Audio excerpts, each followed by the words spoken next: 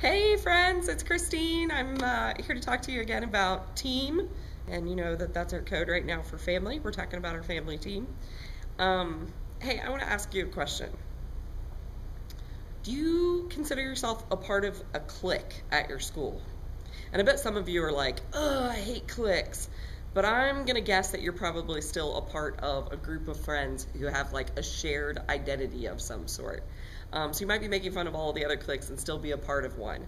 But I bet you know what I'm talking about when I talk about cliques at your school. They're almost like tribes. Like they're these different groups of people who huddle together around your school. And I think there's a reason why that happens. I mean, the truth is, you want to know your identity, so you're looking for the identities that are available to you out there, and you pick one. You want a shared experience with that group of people, meaning I don't want to just know my identity, but I want to be around other people. Don't you love those moments when you're like, you like that movie? I like that movie. And you have a shared experience together. It's like built into our human DNA to want to have a shared experience. And lastly, we all want to be a part of a team that has purpose. So whether you've chosen to be a part of a basketball team, a soccer team, an art club, a drama team, whatever it is that you've chosen to be a part of, it's true that one of the things that drives that group is purpose. Now, all of those sounded like legitimate teams, and then there's also things like, you know, well, I'm not a part of those teams, but my group of friends, we all have a shared experience. And the truth is, you usually still have a purpose, even if it's not stated. A purpose like we sort of like create an underculture at our school. We are skeptical so that not everybody is just, you know, thinking that there's not deeper purpose. Like we form identities around these things. I'm probably going to say something now that surprises you. Figuring out your identity right now is your job.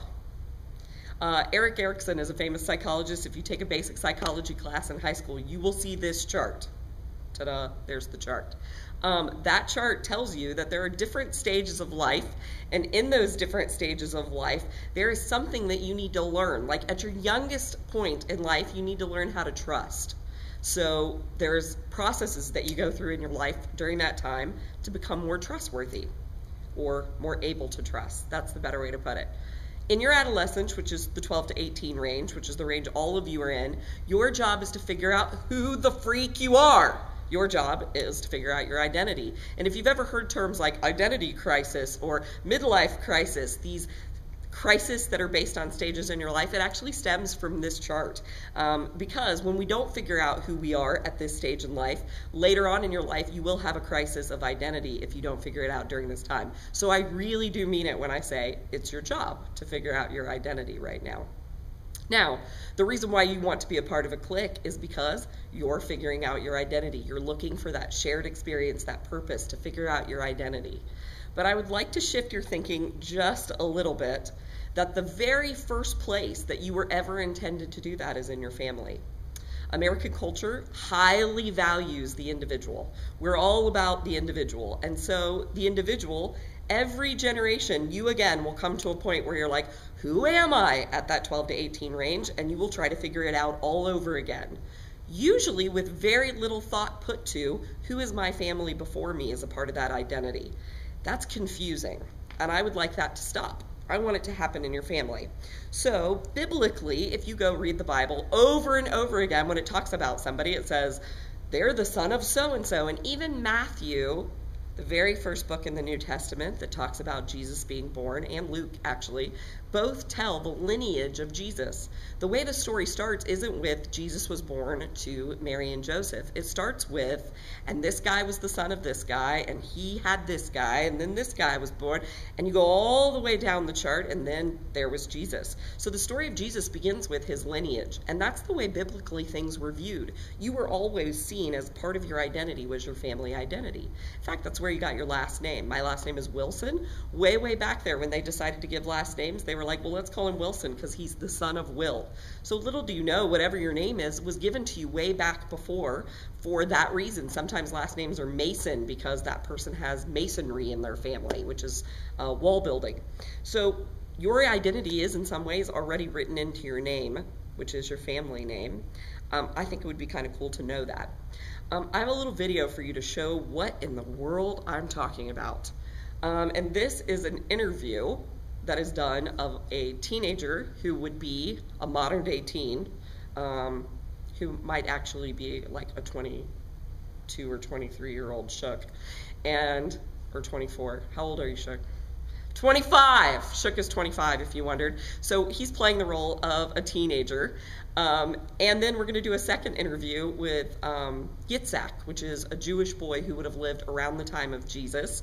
And you can see the difference in the way they value their identity in comparison or in complement to their family. All right, check this out. Brianna Cohen here with CSM News, and today we have two very special interviews with two very special young men, both 13 years old. First of which, we have Brad Johnson here on the scene. Brad lives in a middle-class Christian home in Madeira in Cincinnati, Ohio. He is 13 years old and has a 9-year-old sister. His dad works as a regional sales rep for Procter & Gamble, and his mom works part-time teaching preschool. He goes to Walnut Hills, and his grandparents on his dad's side live in Columbus, and his grandma moved into an apartment near their home where his mom can help care for her. Brad, describe your family. Well, my parents are nice, a little strict. My sister's totally annoying. My mom helps me do homework, and my dad coaches my Little League team. Interesting. Now tell me, who are your heroes? Huh. Never really thought about that before. Guess I'm pretty fond of some of the players on the Reds.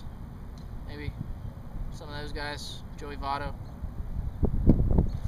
Thanks, Brad. What do you want to do when you grow older? I'm not really sure. Probably, I guess, go to college and decide then. Hopefully I'll be able to go be a professional baseball player somewhere. Now tell me, what is your family hoping to accomplish this year? Family accomplish?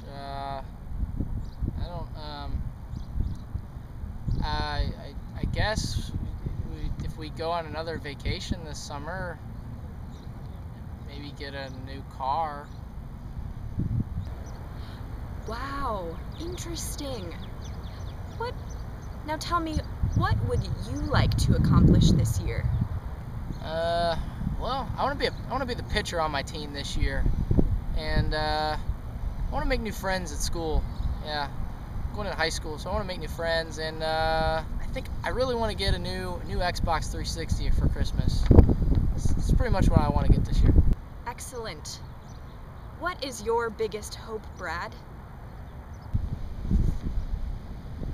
I guess my biggest hope, Reds win the World Series. What? Your biggest hope? I guess girl Stacy, cute girl in this class, she would know who I am. That'd be texting her right now. And finally, Brad, what is your biggest fear? I guess my biggest fear would be that I wouldn't have any friends in school and people would treat me like a nerd. I don't want that. Well, thanks, Brad. It was nice talking to ya. I have traveled back in time for a special interview with a special boy named Yitzhak. We're going to take a look at Yitzhak's life as I ask him a couple questions, but first, let me tell you a little bit about him. Yitzhak lives in the village of Tekoa. He has 3 siblings, 2 older brothers and 1 younger sister. His family owns 23 acres of olive trees, 35 acres of wheat, as well as 84 sheep, 14 goats, and his family home in the village as well as a variety of living sheds and barns on their land. They employ 3 full-time servants, 2 who assist with the household, and 1 who is an assistant foreman for projects. They employ anywhere between 2 and 20 seasonal employees depending on the harvest time and other peak seasons. In his family home lives all of his siblings, including his older brother's wife and their 2 children, his great aunt, and his grandfather, who is a widower, and a village elder representing their family and serving their community. Yitzhak, describe your family. We are descendants of Abraham, Isaac, and Jacob from the tribe of Judah, and in the line of Jahab, who led our family in the war against the Greeks 200 years ago. Before the Romans took over, our family owned 200 acres of olive trees, but we have slowly begun to sell our land to pay for the heavy taxes put on us by the Romans. My father asked me to learn a new trade for our family in case we lose the rest of our land. Yeah, who are your heroes? My hero? Jahab, of course. We still have his sword and his shield hanging in our home, and grandfather tells us stories about him and our ancestors of our clan at every Sabbath. Now tell me, Yitzhak, what do you want to do when you grow older? I'm hoping to learn the skills of blacksmithing and to sell my wares and services to help my family keep our land and eventually buy more land back from the Roman centurion. Great! And what is your family hoping to accomplish this year? We are hoping to save enough from the harvest and from all the lambs that were born this year to buy back one of our acres and to add a room to the house for when my second oldest brother is wed. I see. And what would you like to accomplish this year? I'm learning ancient Hebrew from our rabbi and hope to honor my family by being able to read the Torah well at my bar mitzvah. My parents will have paid for me to learn some variable skills from Joseph the blacksmith, and I hope to bring in twice as much this year as last year by repairing equipment for our families in our village. Wonderful.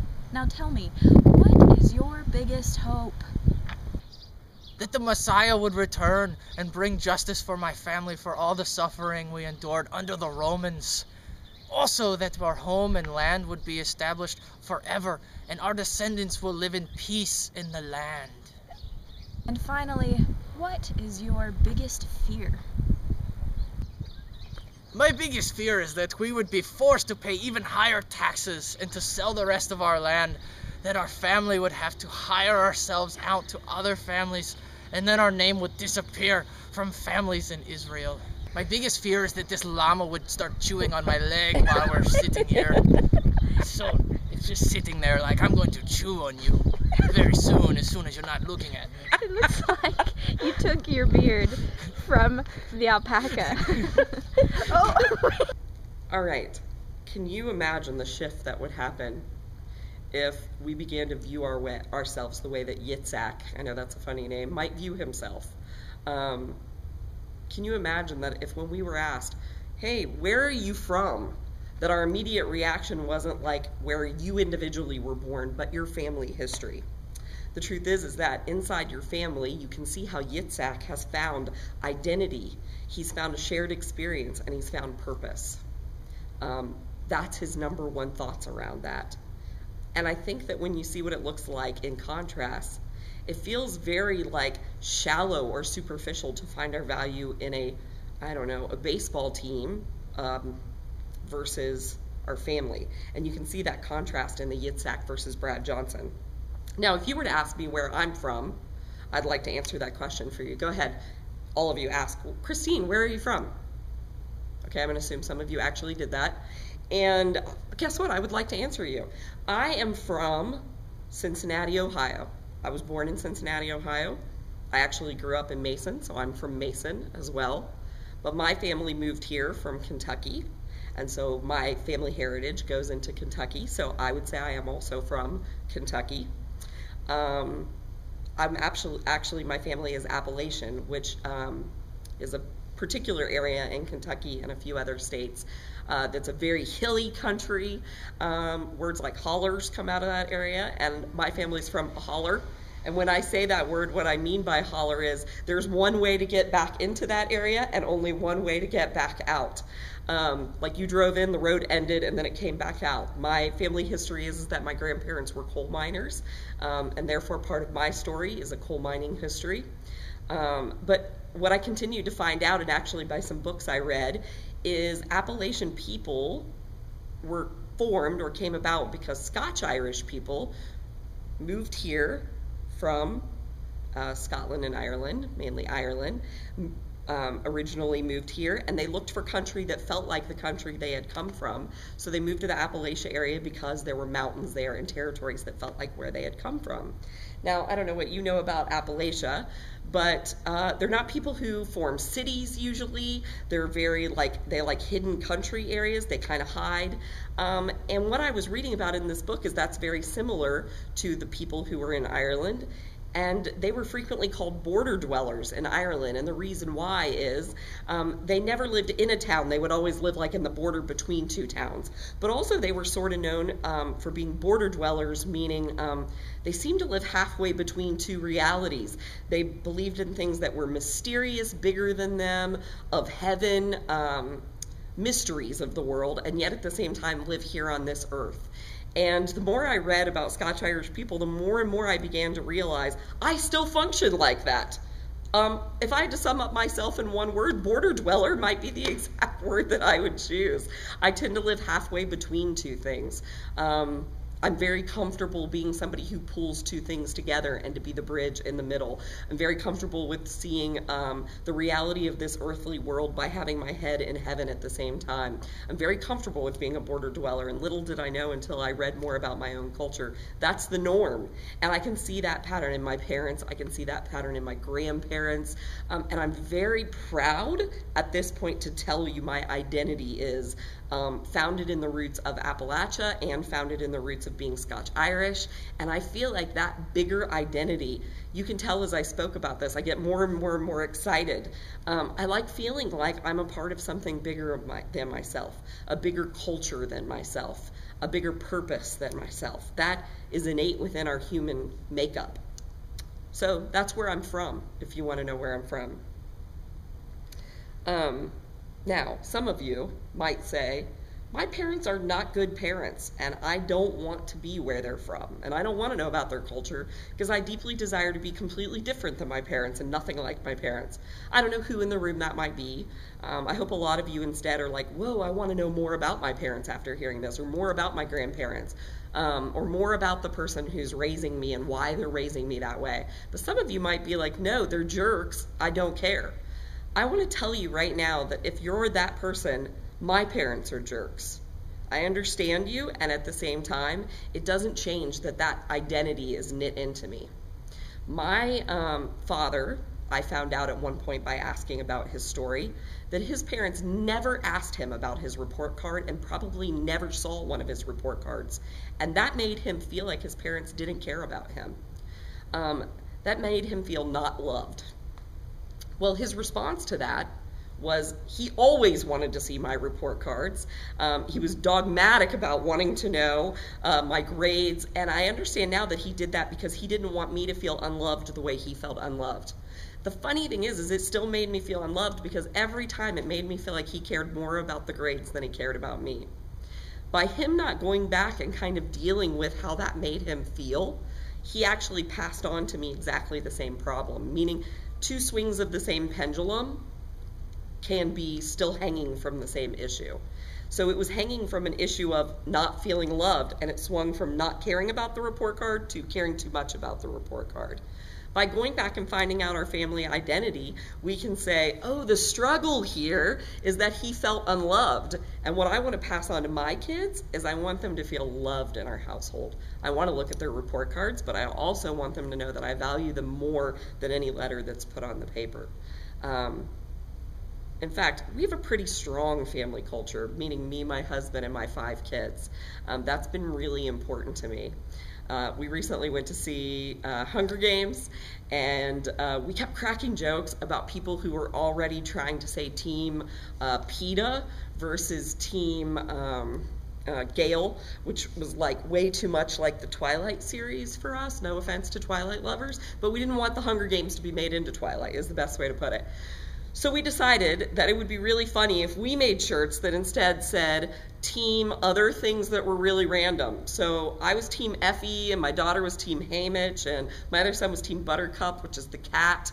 If you don't know Hunger Games, to us, we didn't care what anybody else thought, or if anybody else had seen the movie or read the books. To us, that was funny. So we showed up to see the movie with all of our team logos on. My husband was Team Flickerman, the interviewer, which I thought was really funny.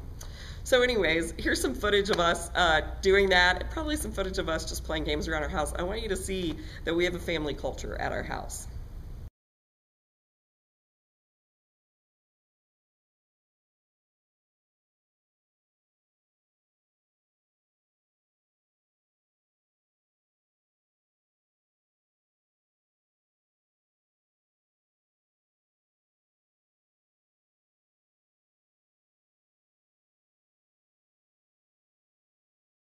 All right, this is us cleaning up after dinner. I actually made dinner tonight. We had beef stew. Aren't you jealous? It was really delicious. And Damien right now is washing the dishes. Ooh, fun. Awesome. Why do you have your sunglasses on? My future's so bright. You have to wear shades. Yeah. Got it. Liam is putting away dishes in the dishwasher that are finished. And Aslan, what are you doing, Aslan? I'm helping. Awesome. And Ada is wiping down the booths and the table. Excellent job. We have 2 more children yet not accounted for. This right here is Rowan, who is cleaning up. It's gonna be a jailbreak. Awesome. I don't know what that means, but he's cleaning up It's a Catan song. game. And now up the stairs. What are we talking about? Up the stairs. You're getting the tour of our house. This is me going up the stairs. And we've got 1 more kid to account for, whose job tonight happens to be cleaning the bathroom. How you doing, Quinn? Good. Good. A little light back. There you go. Let's find your face. How you doing at cleaning the bathroom? My life's better when I clean up the bathroom. What did you say? My life is always better whenever I clean up the bathroom. That's right. How do you feel about working together as a team in our family, though? I like it, Why do you like that we work together as a team? because then I don't have to do it by myself. Oh, that's better than having to clean the bathroom and the kitchen and everything?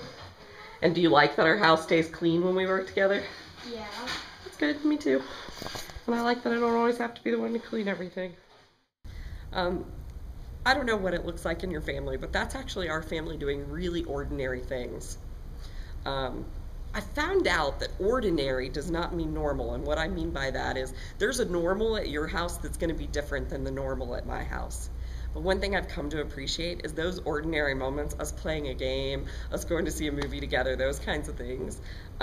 That's the sweetness of life, actually. I really enjoy those ordinary things. And right now, you're still living at home with your parents, and in your desire to figure out your identity, which is the right thing for you to be doing, you're going to be pushing and pulling against that I-family identity a little bit. But I think I've discovered that almost every teenager who leaves their home later realizes that their identity, that shared experience, and the purpose that you feel in your home, it can't be replaced. There's no friends out there who will allow you to have the kind of community or the shared experience that you have at home. That may be not true for some of you. I want to make sure you know that I know that. But at the same time, there's a good chance that you're undervaluing the ordinary that happens at your house. I'd love for you to try out valuing that. There's nothing wrong with you finding your tribe at school, your clique, or your tribe at school, of having friends that help you form a different part of your identity. And last week we talked about the roles that you have in your family that might be different than your parents' roles or your siblings' roles or your grandparents' role or your uncle's role. But at the same time, this week I hope what you hear is that you do have a shared story with that group of people.